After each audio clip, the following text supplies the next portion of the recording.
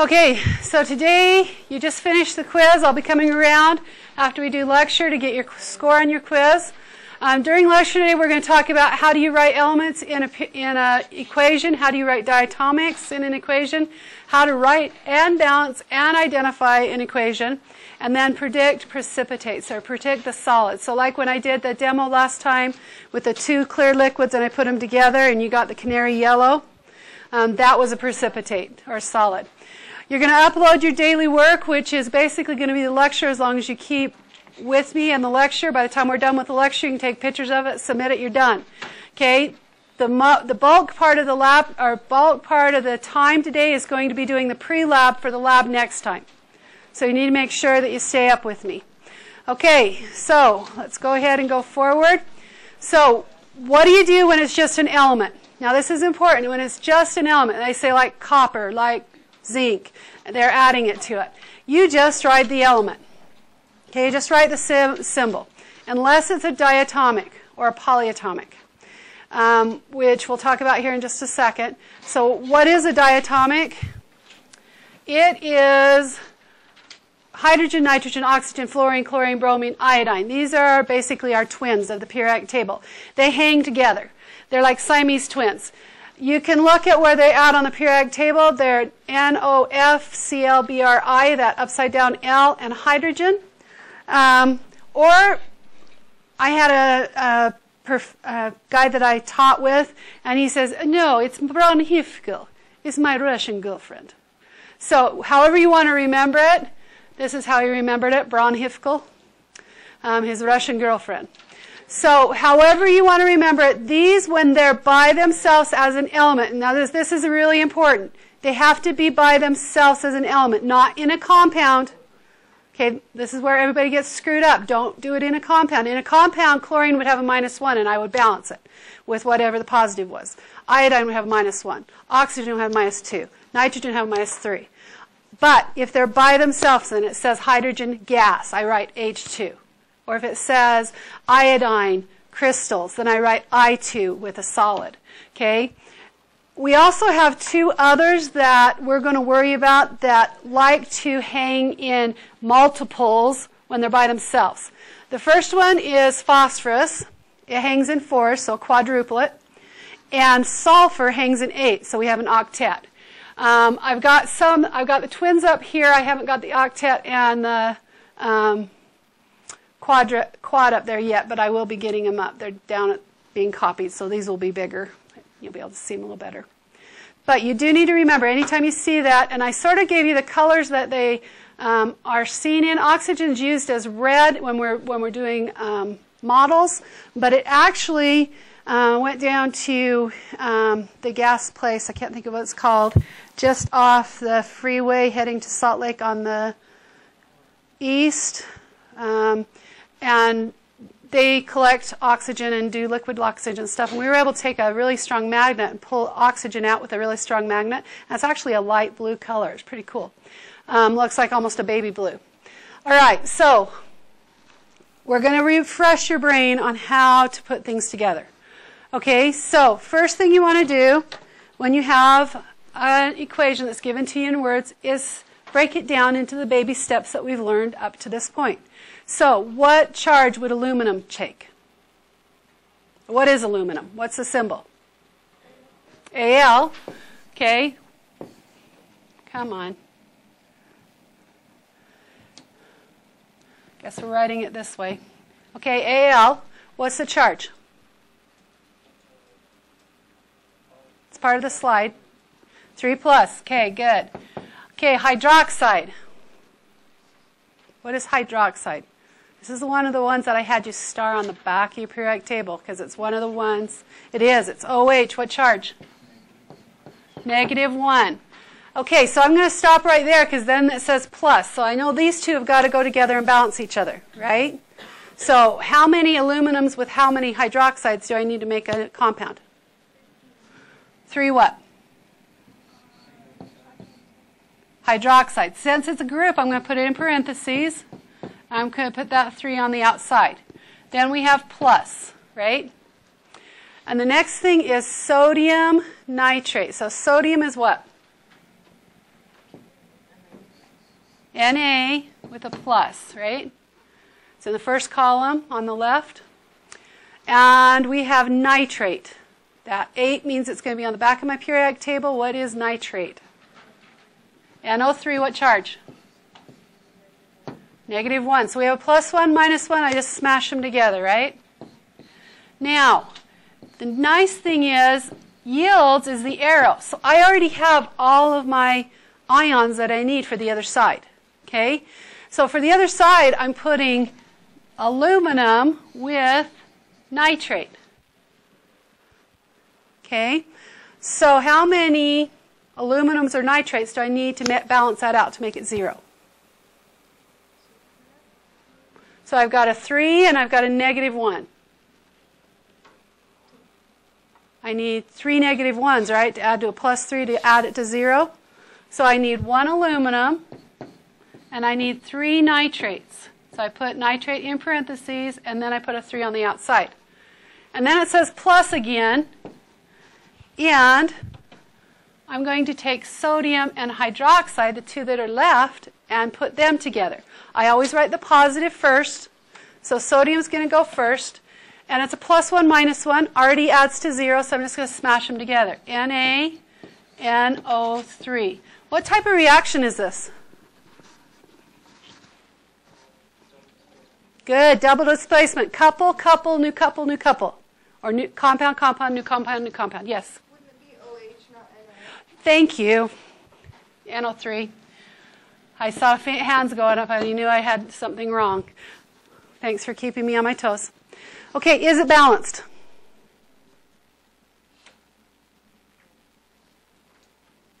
Is it balanced? Side to side? No, what's not balanced? Okay, here's a trick. If my polyatomics stay together, like NO3 stayed together from one side to the other, and hydroxide stayed together from one side to the other, I can count them like an element. So on the left-hand side, I've got 3 OHs. On the right-hand side, I only have 1. So I need 3, right? So I'm going to put a 3 right here.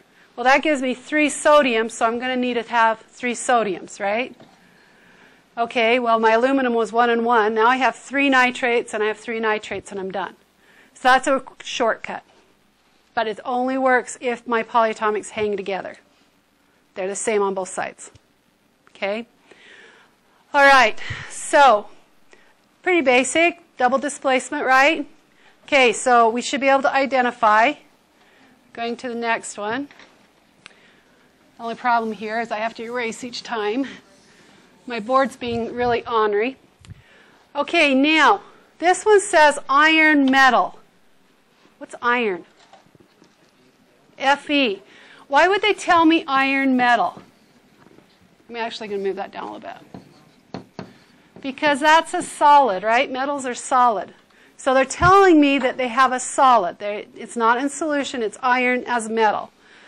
Plus, copper, Roman numeral 2 sulfate. What does that mean? What are my ions? What's copper, Roman numeral 2 mean? What does the 2 tell me? Good. Copper has a +2 charge. What is sulfate? SO4, what's the charge? -2. Okay, so a +2 -2, just smash them together. CuSO4, and then yields. And if they haven't told me what it is, I don't put down the thing. Usually things like this would be AQ. All right, then we go to iron 2. What does iron Roman numeral 2 mean?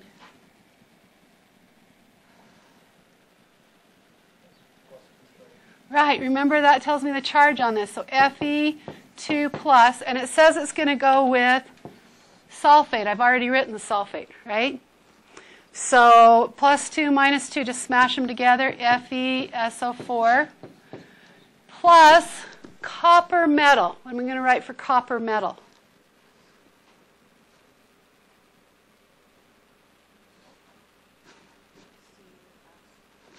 Good.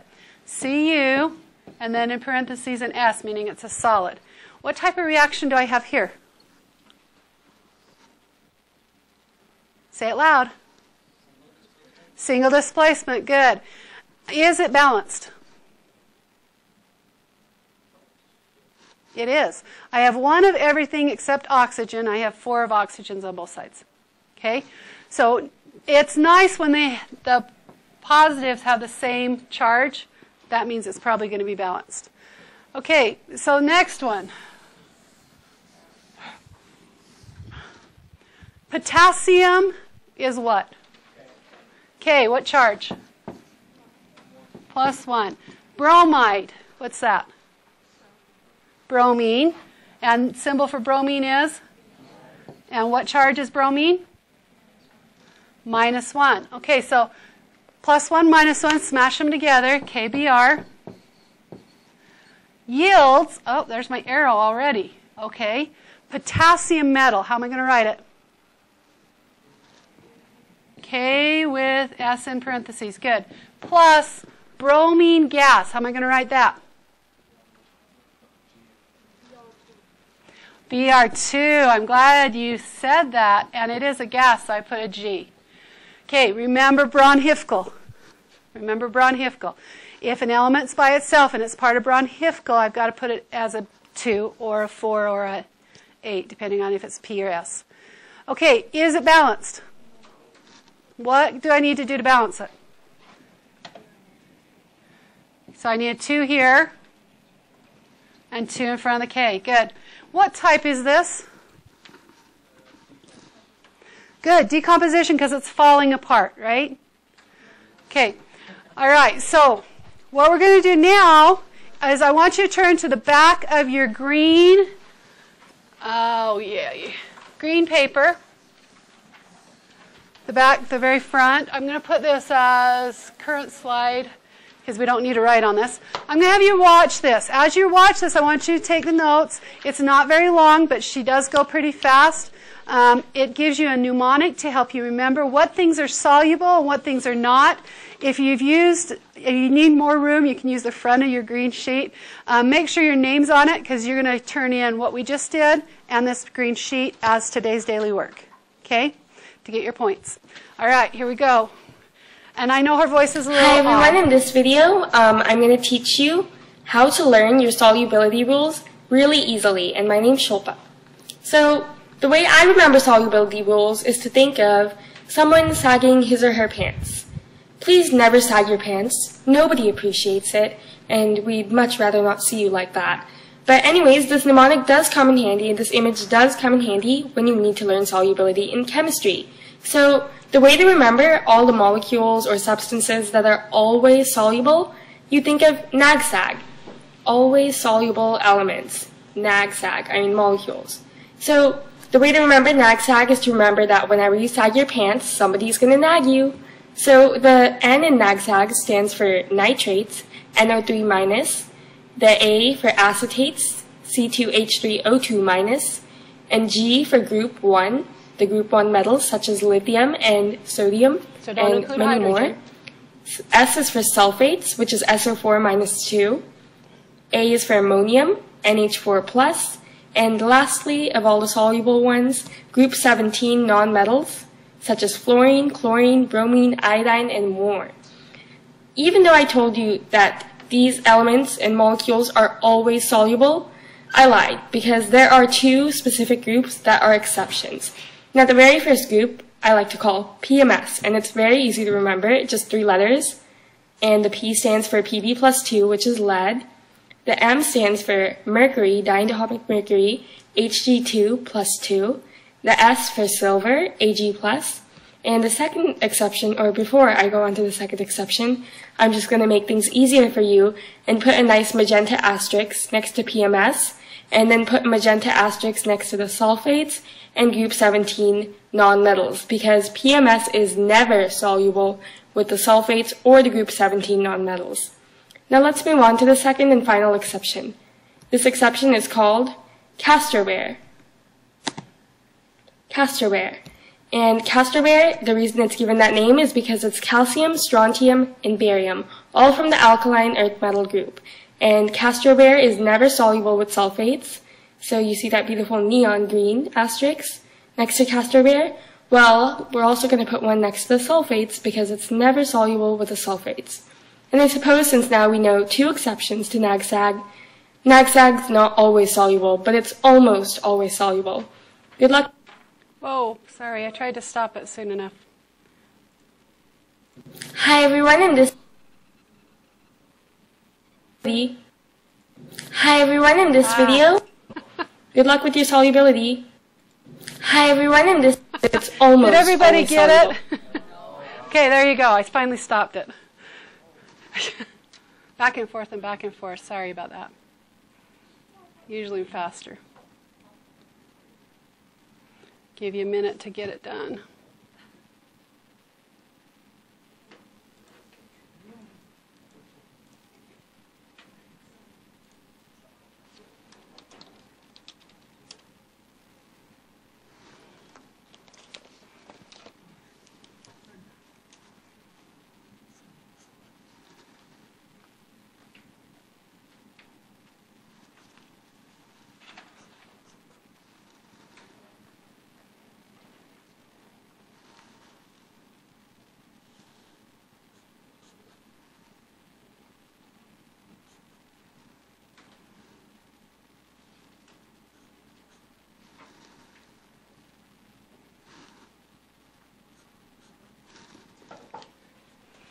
Okay, about another 30 seconds and we'll get moving.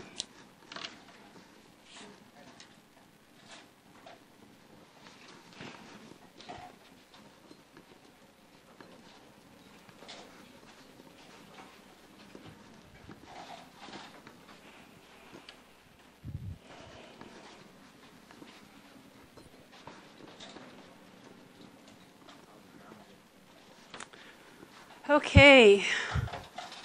Let's go ahead and move on. Hopefully it'll let me write. If not, I'll back out of the thing again. Okay, so how many of you have done FOIL in math? Know what FOIL is? Okay, if you haven't, this basically is what it means. First, inside, outsides, or outsides, insides, and last. In chemistry, we use OI. We get rid of the first and we get rid of the last, and we just mix the insides and the outsides like I was doing. I was showing it to you earlier with the first one. But that's what we do. Positives are always written first, and when we do a double displacement, it's OI, outsides and then insides. Remember, the first one of each one though becomes the first on the next one. All right? So we're going to practice doing your lab now. So if you grab your lab out in front of you, I'm actually going to do some with you to show you how this works. So again, what I would do is I would take my pencil, and as I'm looking at the words, I'm going to put the symbols with their charges right above the words, so I don't have to look for them again. So sodium is what? Na, what charge? +1. Okay, carbonate, what's carbonate? Look on the back of your periodic table. CO3 with a 2 negative. Silver, what is it? It's part of the slide. Ag, what charge does it have? +1, good. And nitrate? NO3 with a -1 charge. Okay, and then that's my arrow, yield. So I've got all the ions I need. Okay, so then I go to the first one. Sodium and carbonate, they have to add to equal 0. So how many sodiums with how many carbonates do I need? I have to have what? 2. So I go Na2CO3. Now anything that's going to be on the left-hand side or the reactant side of the reaction is going to be aqueous. So we're going to put an AQ. Okay? Because we're going to take liquids and mix them together. Then we put our plus, and we have silver and nitrate, +1, -1. So I'm just going to smash it together, AgNO3, and again it's going to be AQ. Then I'm going to hit my yields. On the other side, I'm putting sodium with nitrate, right? So +1, -1, NaNO3, and I think that while I put them that down, okay, NAGSAG. What's the first N stand for? Nitrates are always soluble. So that means that's going to stay as AQ. This one actually has group 1 metals also, so it has the N and the G for that first one. All right, then we're going to put together silver with carbonate. So I'm going to say plus, and let's see, carbonate's a -2 and silver's a +1, so how many of each do I need? 2 silvers, good. And I always write the positive one first, so Ag2CO3. Now I'm looking at my NAGSAG again, because I always have to do it on my products. Nitrates, no. What's the A stand for? Acetates, no. Group 1 metal, no. SAG, sulfate, no. Ammonia, no. Group 17 metals, no. So because they're all no, this is my predicted solid. So I'm going to put S there. I'm going to pull that down. I'm going to put it in number 2 and say this is what I think is going to be my solid. Okay. Then I'm going to flip back in my back of my till where it says predictions. It'll just be a little chart. It's down at the bottom on yours. It's just a little chart. There's a big chart that we're going to use for the lab, but there's a little chart on the second to last back page. Can you see it? And we're going to find sodium carbonate and silver nitrate and find where they cross. That blank, we're going to put this down, saying if we see a solid, this is what it is. Can you find it? So it would be the first column, first row is where the blank you're looking at is. So go ahead and put Ag2CO3 as a solid right there, because if we get a solid when we mix those two, that's what the solid is.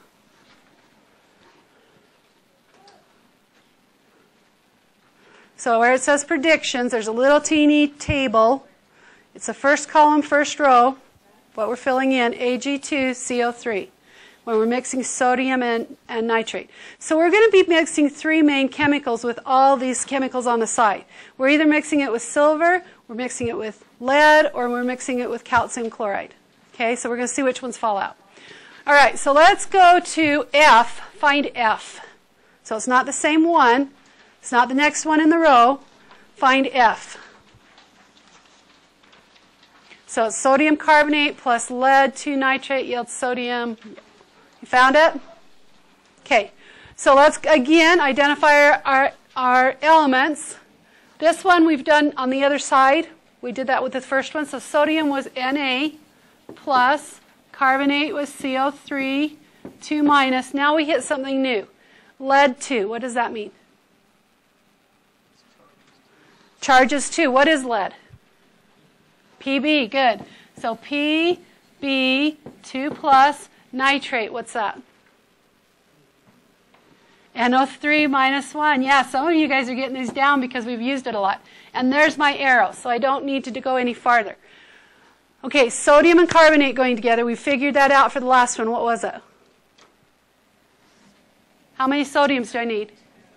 Good, so Na2CO3, and I know it's going to be aqueous because I'm given it in solution.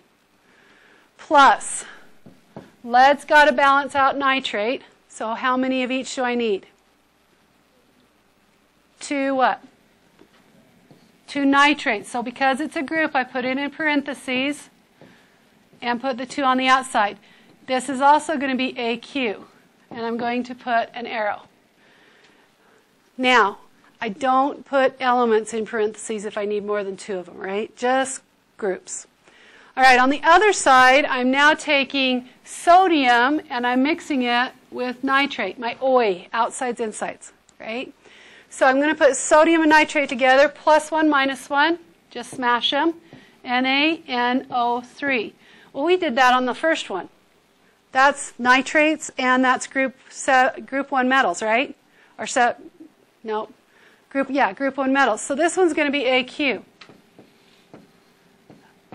Okay, then we have the insides, lead going with carbonate, plus 2 minus 2, already adds to 0.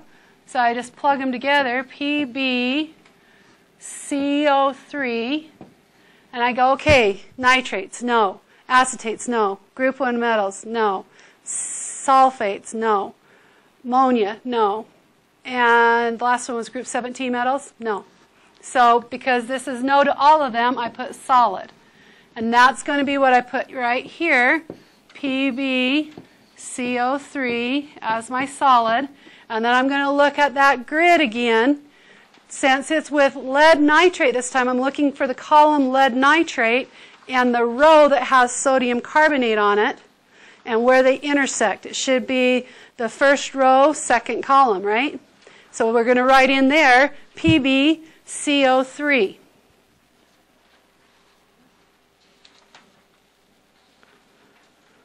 You getting this, how this is working? Oh, I forgot to balance this. What do I need to do to balance this? We might have to go back to the last one. I don't know if I balanced that either.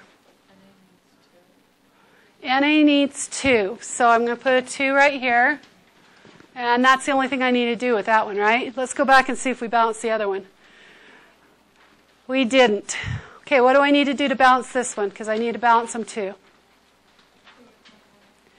2 in front of the NaNO3 and here. Yes? Okay, some of them will be very easy to balance. Some of them you might need a paper to shove up next to it and go down because they get a little tricky. Remember 6 is your friend if you have 2 and 3, right? You were trying to get both of them to 6. So remember that. Okay, so today I'm going to be coming around getting your score on your quiz.